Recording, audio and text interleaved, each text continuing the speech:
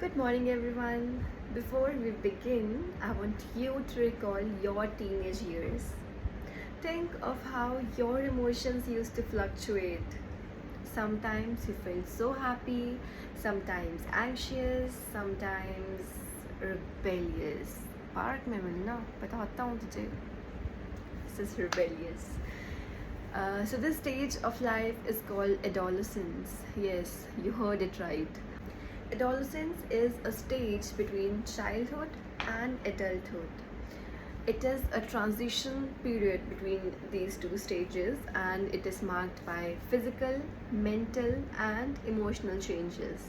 Alright, it is very important for us to understand the characteristics. Why? Because how adolescents behave directly affects their learning as well as the way they behave. So it's important for us, for educators, teachers, as well as parents to understand this and direct them towards their goal. Okay, and yes, important thing is this teenage is the most confusing yet the most creative stage of life. I hope you have understood what are adolescents. So now we'll start our unit 2, Adolescent Learners Characteristics Part 1. Alright, we'll understand some important terms. So first we have learning. What is learning? So we all know learning is a continuous process because हम life में कुछ ना कुछ learn करते रहते हैं. तो learning क्या है? एक कॉन्टीन्यूस प्रोसेस है और इसकी वजह से हमारे अंदर परमानेंट चेंज आती है, हमारे बिहेवियर में चेंज आती है. लर्निंग में हम बहुत कुछ सीखते हैं, कुछ साइंटिफिक फैक्ट्स सीखते हैं, स्किल्स गेन करते हैं और मॉरल्स भी सीखते हैं, मॉरल वैल्यूज़, है ना. तो उनकी वजह से क्या होता है, हमारे में परमानेंट चेंज आता है, हमारे बिहेवियर में चेंज आता है. प्रैक्टिस और एक्सपीरियंस के साथ हमने मॉरल्स याद नहीं किए, हमने मॉरल्स लर्न किए. So will practice them and हम बहुत कुछ एक्सपीरियंस भी करेंगे. तो हो क्या रहा है, बेसिकली हम अपने बिहेवियर में चेंजेस ला रहे हैं. ठीक है, तो learning involves gaining knowledge, yes true, habits में चेंज लाना और हमारा एटीट्यूड चेंज होना. डेफिनेटली लर्निंग की वजह से हमारा जो एटीट्यूड है पॉजिटिव रहता है. ठीक है, तो what is adolescence? Next term is adolescence. तो ये मैंने आपको पहले ही बताया कि एडोलेसेंस एक ट्रांजिशन पीरियड होता है बिटवीन चाइल्डहुड एंड एडल्टहुड. ठीक है, एक बच्चे के बीच में और एक एडल्ट के बीच का जो ट्रांजिशन पीरियड होता है उसे बोलते हैं एडोलेसेंस. ठीक है, ये वो पीरियड होता है जहाँ पे कि एक बच्चे में, या फिर हम बच्चा बोले नहीं, एडल्ट भी नहीं बोल सकते, सो लेट्स कॉल एडोलेसेंट. ठीक है, तो उस एडोलेसेंट में फिज़िकल चेंजेस आते हैं, मेंटली उसमें बहुत चेंजेस आते हैं, सोशली बहुत आते हैं, विल डिस्कस देम, और इमोशनल चेंजेस भी आते हैं. ठीक है, will discuss all these changes one by one in the upcoming lectures. इस लेक्चर में भी हम डिस्कस करेंगे, पर नेक्स्ट लेक्चर जो है आपका यूनिट 3 है, वो भी एडोलेसेंट के ऊपर बेस्ड है. ठीक है, उसके अंदर उसके इमोशनल और कॉग्निटिव डेवलपमेंट की हम बात करेंगे. ठीक है, next is stages of adolescence. तो एडोलेसेंस के 3 स्टेजेस है, अर्ली, मिडल और लेट. देखो, एडोलेसेंट जो एज है ना वो 12 साल से शुरू हो जाती है, और वैसे तो 18 बोलते हैं पर 21 तक मान लेते हैं, क्योंकि 21 भी बोलते हैं बहुत बुक्स में. ठीक है, so it starts with 12 years of age and lasts up to 18 or 21 years of age. All right, तो ये जो एज है दिस इज़ कॉल्ड एडोलेसेंस. तो ये 12 से लेकर 14 साल तक उसे बोलते हैं अर्ली एडोलेसेंस. इसमें अलग चेंजेस आते हैं एडोलेसेंट में. मिडल एज होती है 15 से 17 साल, इसमें अलग चेंजेस आते हैं. और लेट एडोलेसेंस होती है age that starts from 18 and last up to 21 years. All right, तो अर्ली एडोलेसेंस में चेंजेस क्या आते हैं कि वो पेरेंट्स के साथ कन्फ्लिक्ट करता है, इसे नोक झोंक करता है पेरेंट्स के साथ, उसको बहुत मूड स्विंग्स होते हैं, वो इंडिपेंडेंस चाहता है, वो चाहता है कि उसे खुला छोड़ दे, मतलब वो अपनी मन मर्जी करे चीज़ों में, डिसीजंस में. ठीक है, ही और she is under high peer influence, मतलब अपने पेरेंट्स से भी ज़्यादा वो अपने पीयर, अपने सीनियर्स के इन्फ्लुएंस में होते हैं. जैसे वो करेंगे वैसे ये बच्चे, ये एडल्ट्स भी ये एडोलेसेंट्स करते हैं. All right, next is middle adolescence, ये एज है उनमें। इसमें क्या होते हैं, देखो यूल नोटिस जैसे हम बढ़ते जा रहे हैं ना, लेट एडोलसेंस की तरफ आते हैं, उनके अंदर चेंजेस तो नो डाउट आ रहे हैं और सब वेरी कर रहे हैं आपस में, पर एक चीज़ कॉमन रहेगी, दैट इज़, कॉमन नहीं बोलेंगे, एक चीज़ इंक्रीजिंग ऑर्डर में जाती है, that is their stability in life, their decisions, emotionally वो स्टेबल हो रहे हैं, ठीक है, और they are becoming more serious, ठीक है। इस स्टेज में क्या होता है, वो सेल्फ फोकस्ड होते हैं, ठीक है, वो अपने ऊपर बहुत ध्यान देते हैं, अपने आप को बहुत तवज्जो देते हैं वो, ठीक है। दे वरी अबाउट देयर लुक्स, कि कैसे दिखते हैं वो। उन्हें फ्रेंडशिप्स बहुत मैटर करती हैं, उन्हें होता है कि मेरी बहुत से फ्रेंड्स हो मेरे साथ, है ना, उसमें गर्ल्स भी हों बॉयज़ भी हों, मतलब गर्ल्स बॉयज़ दोनों हों, और उनमें से भी अगर वो बॉय है तो वो ज़्यादा गर्ल्स के साथ रहना पसंद करेगा, या फिर उसे होगा कि मेरी बहुत सारी गर्ल्स जो हैं वो फ्रेंड हों, ठीक है। लव को वो बहुत इम्पोर्टेंस देते हैं, इन द सेंस वो they seek love from parents as well as their fellow mates और सीनियर्स, ठीक है। फीलिंग्स उनमें बहुत डेवलप हुई होती हैं उन टाइम में, वो बहुत चीज़ें फील कर रहे होते हैं। नेक्स्ट लेट एडोलसेंस में क्या होता है, दे गेन स्टेबल आइडेंटिटी, ठीक है, इमोशनली वो बैलेंस हो चुके होते हैं, इंडिपेंडेंट हो चुके होते हैं, they want serious relationships, they seek respect, ठीक है, और वो ट्रेडिशंस को भी रिस्पेक्ट करने लगते हैं। First is they seek respect from others, वो चाहते हैं कि बाकी लोग उनकी रिस्पेक्ट करें, और वो जो हमारे ट्रेडिशंस हैं, ठीक है, कस्टम्स हैं, ट्रेडिशंस हैं, उनको भी रिस्पेक्ट करने लगते हैं उस एज में जाके, ठीक है, because they understand the values. Next is academic characteristics of adolescent learners. जो एडोलसेंट लर्नर्स हैं, जो हमारे एडोलसेंट्स हैं, ठीक है, तो वो एक तरह से लर्नर है because they are learning a lot, ठीक है। तो उनको क्या एकेडमिक चैलेंजेस फेस करने पड़ते हैं, या फिर एकेडमिकली उनमें क्या चेंजेस आ रहे होते हैं, विल डिस्कस अबाउट देम, ठीक है। So it is related to academic, मतलब it's related to education, knowledge as well as intellectual development, ठीक है, माइंड की development. First is cognitive awakening, इसका मतलब होता है कॉग्निटिव मतलब माइंड अवेकनिंग, ठीक है। तो थिंकिंग जो है उनकी वो डेवलप हो चुकी होती है, या बहुत हद तक हो रही होती है। थिंकिंग जो है पहले से एडवांस हो जाती है, ठीक है। पहले वो सिंपल कंसेप्ट को समझते थे, मतलब कंक्रीट कंसेप्ट को, अब वो कॉम्प्लेक्स जो ऑपरेशनल कह लो तुम, ऑपरेशनल चीज़ों को, ऑपरेशनल कंसेप्ट्स को समझने लगते हैं, ठीक है। पहले वो सिंपल समझते थे, अब वो एब्स्ट्रैक्ट कंसेप्ट्स भी समझेंगे, ठीक है। एब्स्ट्रैक्ट मतलब आइडियाज़ समझने लगते हैं, ठीक है। दे यूज़ प्रॉब्लम सॉल्विंग मेथड्स, पहले हम उन्हें अच्छे से समझाते थे, प्रॉब्लम्स को सॉल्व करके देते थे, अब वो खुद में प्रॉब्लम सॉल्विंग कैपेसिटी डेवलप कर रहे हैं। Next is attention. अटेंशन में क्या होता है, देखो दो तरह के, मतलब दो चीज़ें होती हैं इसमें। कुछ जो हमारे टीन एजर्स हैं, they'll focus on one thing at a time and then shift to another, ठीक है। पहले एक चीज़ पे फोकस करेंगे, फिर दूसरी चीज़ पे फोकस करेंगे। इसको हम बोलते हैं सिलेक्टिव अटेंशन, मतलब सिलेक्टिवली वो अपनी अटेंशन वो को यूटिलाइज़ कर रहे हैं। पहले वो एक चीज़ में फोकस कर रहे हैं, फिर वो दूसरी चीज़ में फोकस कर रहे हैं, ठीक है।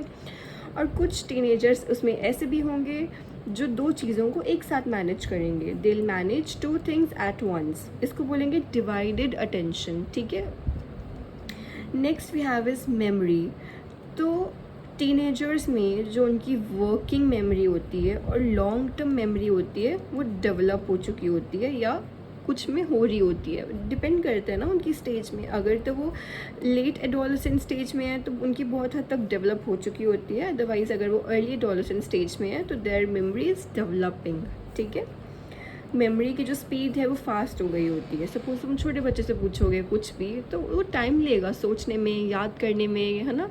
पर वही अगर तुम एडल्ट नहीं, लेट एडोलसेंट एज वाले से पूछो तो yes they can answer very fast. Next is think and organise. So teenagers become aware of their own thinking process, उन्हें समझ आ गया होता है अपनी थिंकिंग प्रोसेस का, ठीक है.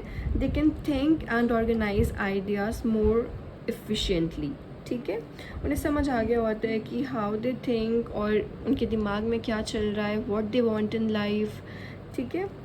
मेटा कॉग्निशन, इसका मतलब होता है they know about their own thinking, ठीक है. दे गेन सेल्फ कंट्रोल, उन्हें पता है about their own thinking, what are their desires, what they want in life. Okay, next है दे गेन सेल्फ कंट्रोल, मतलब उन्हें अपने आप को, अपने इमोशंस को कंट्रोल करना आ गया होता है इस स्टेज में, आ रहा होता है इन स्टेज में, ठीक है.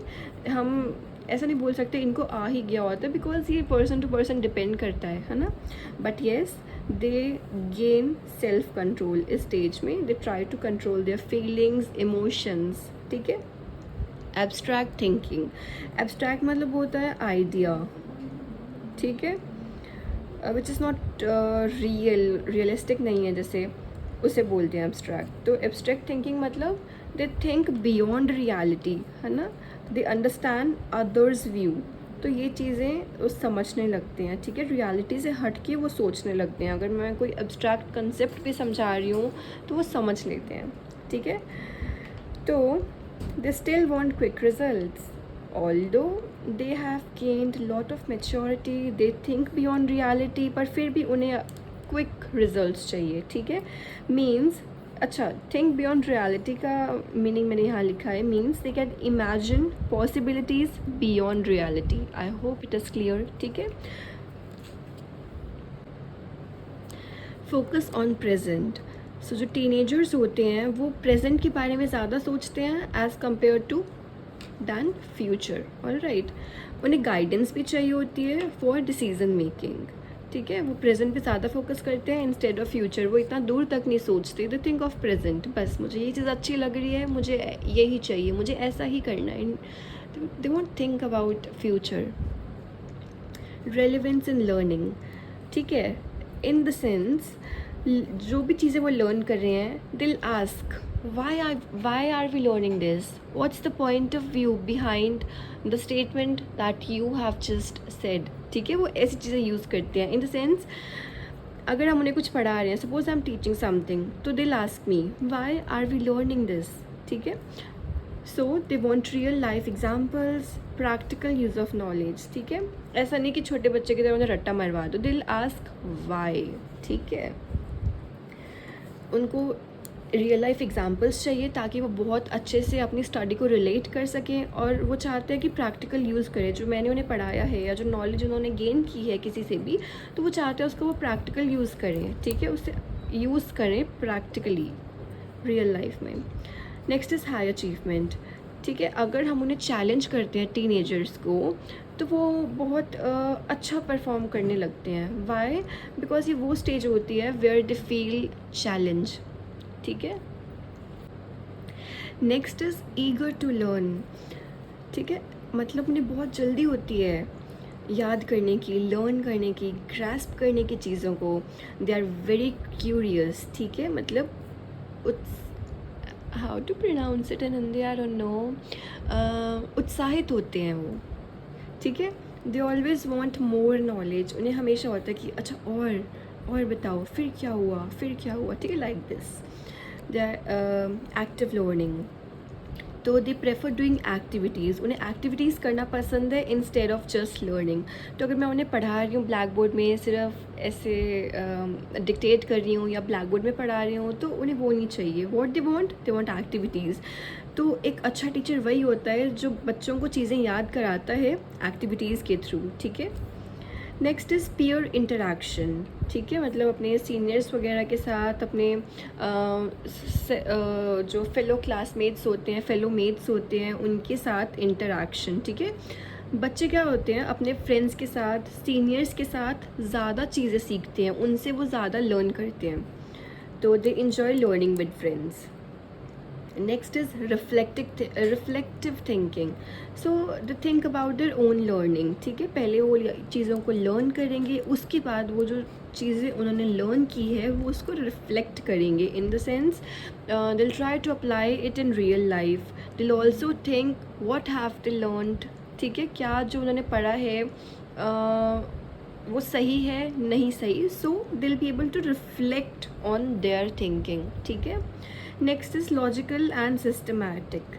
So they work step by step. ठीक है, तो ऐसा नहीं दिल take many things at a time.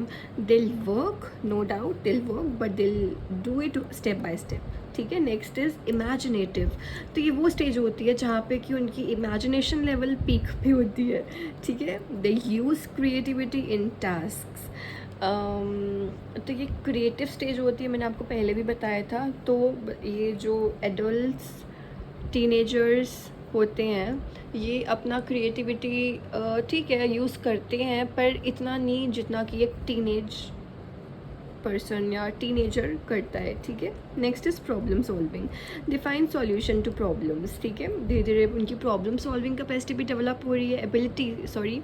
तो they'll seek solutions to problems. Next is language development complete. तो क्या होता है टीनेजर्स में, यू मस्ट हैव सीन कि जो गर्ल्स होती हैं दे गिव लॉन्गर आंसर्स, है ना, एज़ कम्पेयर टू बॉयज़. तो ये वो स्टेज होती है जहाँ पे कि पहली बार आपकी जो लैंग्वेज डेवलपमेंट है वो कंप्लीट हो चुकी होती है. मतलब आप बहुत अच्छी, बहुत खेलो हाई वो कैब सीख लेते हो, अच्छी वो कैब, गुड वो कैब. ठीक है, वो कैब मीन्स वोकैबुलरी. ठीक है, वर्ड्स आप अच्छे यूज़ करने लगते हो. Girls give longer answers. Alright, now we'll talk about social characteristics of adolescent learners. तो जो हमारे adolescent या teenage learners हैं, हम उनके social characteristics की, उनकी social life की बात करेंगे. ठीक है. Excuse me. First is independence. तो वो चाहते हैं, they want to be free from their parents. ठीक है, वो चाहते हैं कि उनके पेरेंट्स उनको सजेशंस ना करें, उनको रोके टोके ना. ठीक है. And at the same time they want to be dependent on their peers. ठीक है, they want to depend on their peers, on their seniors. they seek their advice. वो चाहते हैं कि उनके seniors या उनके classmates उनको advice करें, उनको suggestions दें. ठीक है. Next is social acceptance. तो वो चाहते हैं, they want to be recognized. वो चाहते हैं कि उनकी एक अपनी पहचान हो. वो चाहते हैं अपने फ्रेंड्स से अप्रूवल लेना. ठीक है, उनके फ्रेंड्स उनको उनकी सजेशंस को अप्रूव करें. Next is peer group influence. So they want to spend more time with friends. वो चाहते हैं कि अपने फ्रेंड्स के साथ वो ज़्यादा टाइम स्पेंड करें. ठीक है, और इसकी वजह से, अपने फ्रेंड्स के साथ ज़्यादा टाइम स्पेंड करने की वजह से, ये वो उन्हीं की हैबिट्स कॉपी करने लगते हैं. ठीक है. अट्रैक्शन. तो जो टीनेजर्स होते हैं ना, वो अपोजिट जेंडर की तरफ ज़्यादा अट्रैक्ट होते हैं. सपोज़ बॉयज़ हैं तो वो गर्ल्स की तरह अट्रैक्ट होंगे, और गर्ल्स हैं वो बॉयज़ की तरफ अट्रैक्ट होंगी. ठीक है. वो ज़्यादा social activities, they want to have more social activities. ठीक है. Social grouping. तो वो चाहते हैं कि उनके गैंग हुए, ग्रुप्स हुए. ठीक है. They prefer self controlled groups. तो वो चाहते हैं कि जो उनका ग्रुपिज़म हो, गैंग हो, they want to be the leader of that gang और group. Alright. Yes, we are about to end this chapter.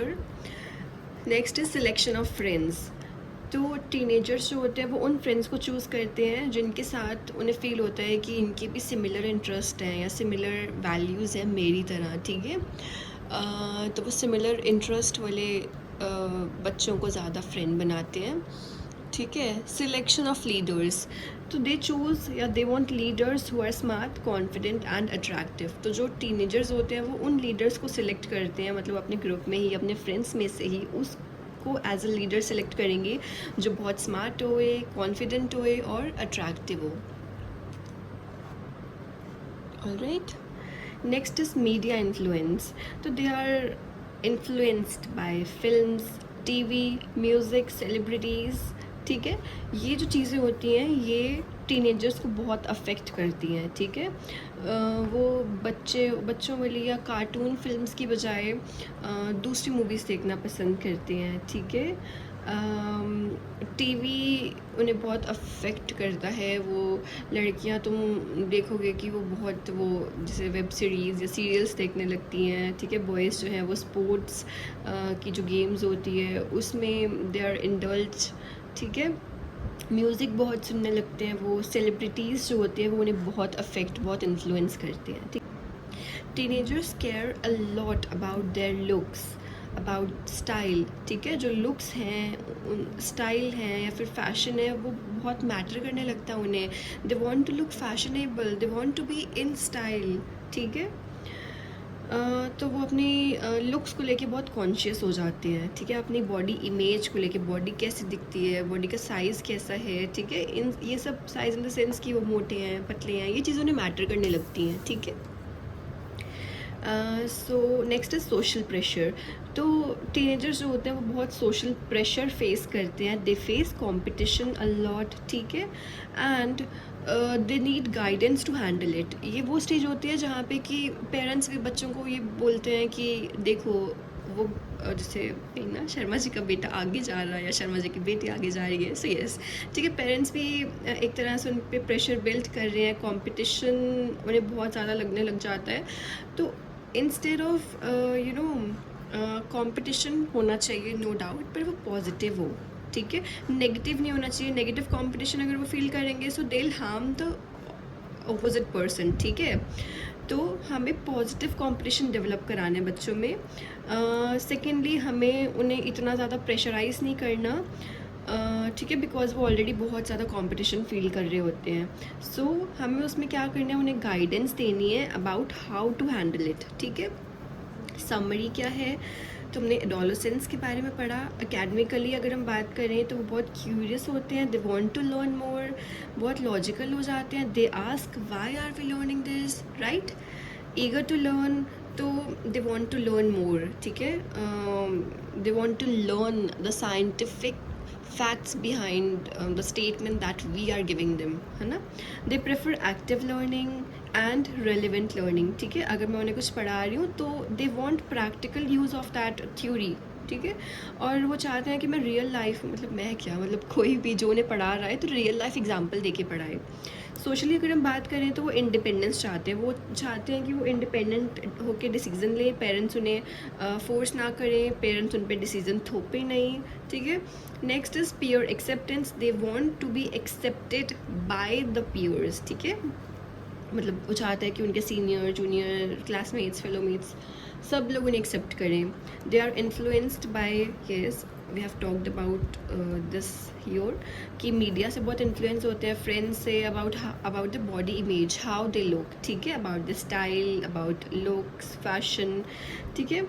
Next is over time. देखो ये तो फेस कर रहे हैं। ओवर टाइम लेटर क्या होता है, दे बिकम इमोशनली स्टेबल, जो मैंने बताया था, जो लेट एडोलेसेंस स्टेज आती है, ठीक है, या उसके बाद की, तो वो क्या करते हैं, दे बिकम इमोशनली स्टेबल। अभी इमोशंस उन्हें इतना अफेक्ट नहीं करते, वो स्ट्रॉन्ग हो चुके हैं, ठीक है, इंडिपेंडेंट हो चुके हैं।